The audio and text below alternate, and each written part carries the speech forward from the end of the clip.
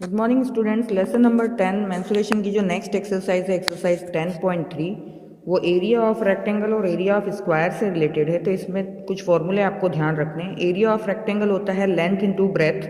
आपको लेंथ और ब्रेथ दी होगी तो आपको एरिया निकालना है मल्टीप्लाई करके, या फिर ऐसा भी हो सकता है कि आपको एरिया दिया हो और लेंथ दी हुई है और आपको ब्रेथ पूछे, या फिर एरिया और लेंथ ब्रेथ दिया हो और आपको लेंथ पूछे। तो इसमें आपको क्या करना है, अगर लेंथ निकालनी है तो एरिया डिवाइड बाय ब्रेथ करना है, और ब्रेथ निकालनी है तो एरिया डिवाइड बाय लेंथ करना है। तो ये रेक्टेंगल के लिए 3 फॉर्मूला आपको याद रखना है। और एरिया ऑफ स्क्वायर उसका फॉर्मूला होता है साइड इनटू साइड। तो ये चारों फॉर्मूले आप अपने नोटबुक में लिख लीजिएगा। साइड इनटू साइड से आप एरिया ऑफ स्क्वायर निकाल सकते हैं। तो इसमें एग्जांपल 13 आपको दिया हुआ है कि एरिया ऑफ रेक्टेंगल निकालना है जिसका एल और बी आपको दिया हुआ है। तो आपको सीधा फॉर्मूला निकालना है। एल है 12 और बी है 4 सेंटीमीटर। तो एल इंटू बी करेंगे तो आपका आंसर आ जाएगा। इसीलिए स्क्वायर, इसी तरह से स्क्वायर प्लॉट का भी आपको एरिया निकालना है और साइड दी हुई है तो साइड इंटू साइड करके आप स्क्वायर प्लॉट का एरिया निकाल सकते हैं। नेक्स्ट जो 15 है वो area of rectangular piece of cardboard दिया हुआ है और उसकी एल दी हुई है। तो आपको बी निकालना है। तो मैंने फॉर्मूला बताया है आपको। इस तरह से भी करने की जगह आप डायरेक्ट, ये बी का फॉर्मूला होता है एरिया डिवाइड बाय लेंथ, तो 36 डिवाइड बाय 9 करने से ये आ जाएगा। अब नेक्स्ट है Bob wants to cover a floor of room 3 metre wide and 4 metre long by square tiles. If each square tile is of 0.5 meter, then find the number of tiles required to cover the floor of the room.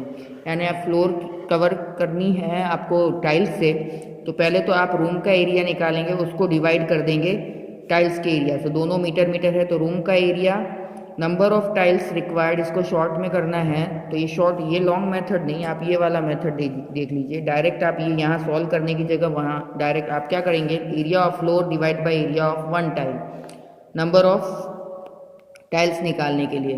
तो number of tiles देखिए यहाँ लिखा हुआ है, number of tiles area of floor upon area of one tile. तो area of floor आपने निकाला है, उसकी जगह direct L into B, 4 into 3 upon 0.5 into 0.5, इसको कट करते तो भी आपका ये आंसर आ जाता कि किस तरह से निकालना है। तो आपको नंबर ऑफ टाइल्स पता चल जाती है। ठीक है।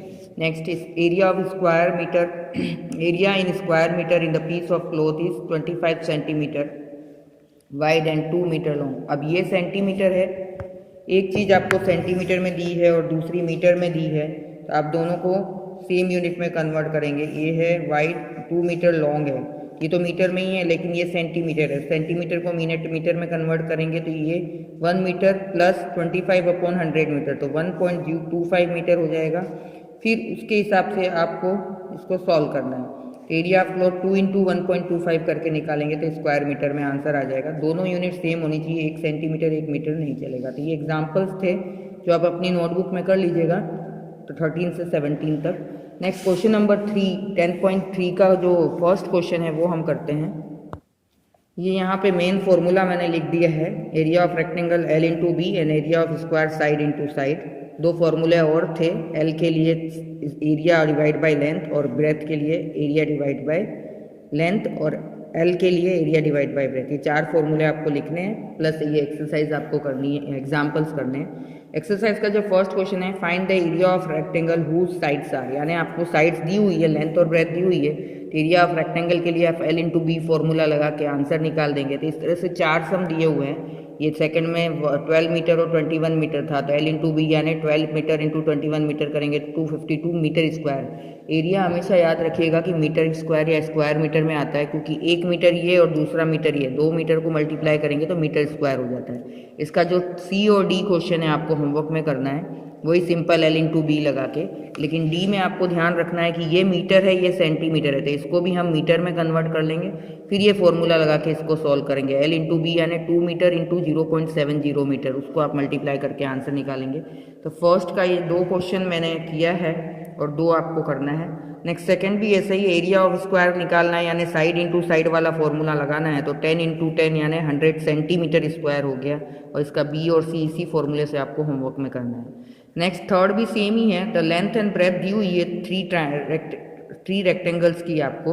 अब उसमें आपको which has the largest area and which has the smallest area, यानी हर एक ए बी सी 3 रेक्टेंगल हैं, तो आपको हर एक का एरिया निकाल के फिर बता देना है कि किसका लार्जेस्ट था किसका स्मॉलेस्ट था। देखिए यहाँ ए वाले का एरिया निकाला तो एल इंटू बी के हिसाब से 54 मीटर स्क्वायर आया, बी वाले का 51 मीटर स्क्वायर आया और सी का 56 मीटर स्क्वायर है। तो लार्जेस्ट एरिया सी का है तो हमने रेक्टेंगल सी लिख दिया, और स्मॉलेस्ट बी का है तो हमने बी लिख दिया। तो ये इस तरह से आपको करना था, तीनों का एरिया निकाल के और फिर बताना था कि लार्जेस्ट किसका है और स्मॉलेस्ट किसका है। नेक्स्ट क्वेश्चन नंबर 4 है, area of rectangular garden 50 metre long, यानी लेंथ हो गई 50 मीटर और एरिया हो गया 300 स्क्वायर मीटर। तो विड्थ निकालनी है तो मैंने फॉर्मूला बताया, एरिया डिवाइड बाय लेंथ करना है, उस फॉर्मूले से आपको ये भी होमवर्क में करना है। यहाँ मैं होमवर्क लिख देती हूँ। ये सिंपल क्वेश्चन है जो कि आप फॉर्मूला लगा के खुद ही कर सकते हैं। नेक्स्ट क्वेश्चन नंबर 5 है, what is the cost of tiling a rectangular plot of land 500 metre long और 200 metre wide at the rate of ₹8 per 100 square metre. यानी एक रेक्टेंगुलर प्लॉट है, उसके अंदर टाइल्स लगानी है, तो टाइल्स का 100 मीटर स्क्वायर का खर्चा दिया है ₹8, तो पूरे प्लॉट में लगाने का कितना खर्चा आएगा। तो सबसे पहले तो आप एरिया निकालेंगे, क्योंकि टाइल्स जो लगानी है वो प्लॉट के अंदर लगती है, बाउंड्री पे तो लगती नहीं है। तो अंदर का पार्ट जब भी आप कवर करते हैं तो वो एरिया में आता है, और बाउंड्री जब भी होता है तो वो पेरीमीटर में आता है। दूसरा, यहाँ से भी आप पता लगते हैं, स्क्वायर मीटर दिया है, यानी यहाँ पे एरिया निकालना है। स्क्वायर मीटर में एरिया होता है, पहले एरिया निकालेंगे L × B, तो एरिया आएगा 1 लाख मीटर स्क्वायर। उसके बाद कॉस्ट ऑफ टाइलिंग जो है 100 स्क्वायर मीटर का है ₹8, तो पहले तो 1 का निकालेंगे तो 8/100 आएगा, और फिर 1 लाख स्क्वायर मीटर का निकालेंगे तो 8/100 × 1 लाख, तो इसको जब 2 जीरो काटेंगे तो 8 × 1000 रुपीज़ 8000 इसका आंसर आएगा। तो ये आपको ध्यान रखना है कि ये 1 स्क्वायर मीटर का नहीं था, 100 स्क्वायर मीटर का था। तो पहले 1 निकाल के फिर इस आंसर को मल्टीप्लाई करना है, तो ₹8000 इसका आंसर आया।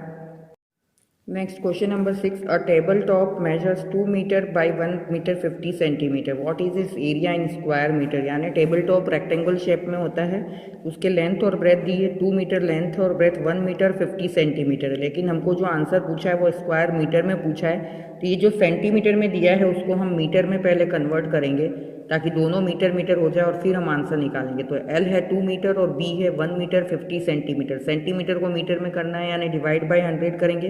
ये तो ऑलरेडी मीटर है, 1 मीटर प्लस 50/100 मीटर, तो ये पॉइंट यहाँ आ जाएगा, तो 1.50 मीटर आएगा। अब ये 2 मीटर और 1.50 मीटर को मल्टीप्लाई करेंगे तो हमारा area of table top metre square में आएगा, क्योंकि स्क्वायर मीटर बोले या मीटर स्क्वायर बोले एक ही बात है। स्क्वायर मीटर में निकालना था तो हमको इसको कन्वर्ट करके फिर निकालना था।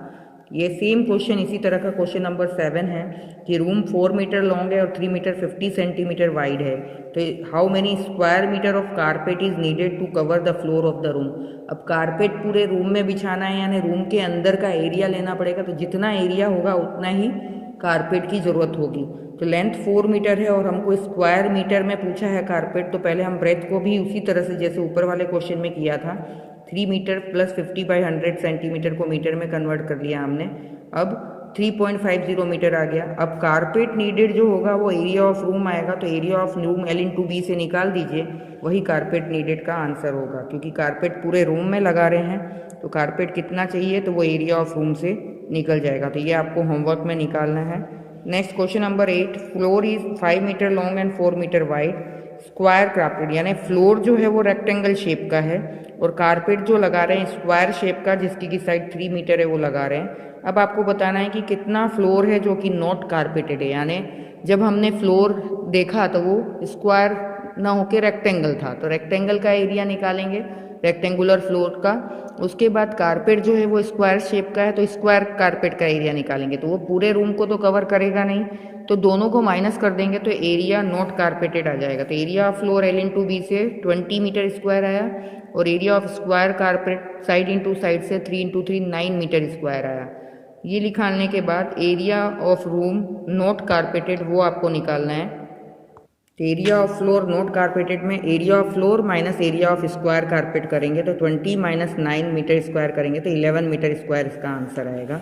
सेम क्वेश्चन 9 भी इसी तरह का है। Square flower bed each of side 1 metre are dug on a piece of land 5 metre long and 4 metre wide, यानी एक लैंड का पीस है जो 5 मीटर लॉन्ग और 4 मीटर वाइड है, उसमें 5 फ्लावर बेड बनाने 1-1 मीटर का हम ले रहे हैं, ठीक है। तो what is the area of remaining part of the land, यानी मान लीजिए कोई लैंड है, मैं आपको डायग्राम बना के बताती हूँ। यहाँ पे ये एक लैंड का पीस है, जो कि 4 मीटर और 3 मीटर का है। अब इसमें 5 फ्लावर बेड, मान लीजिए हमने इधर एक बनाया, एक इधर बनाया, एक 1 मीटर का, एक इधर बनाया, एक इधर बनाया, 1 बाई 1 का, इस तरह से। तो 5 फ्लावर बेड बनाए हमने, ये 1 बाई 1 है हर एक।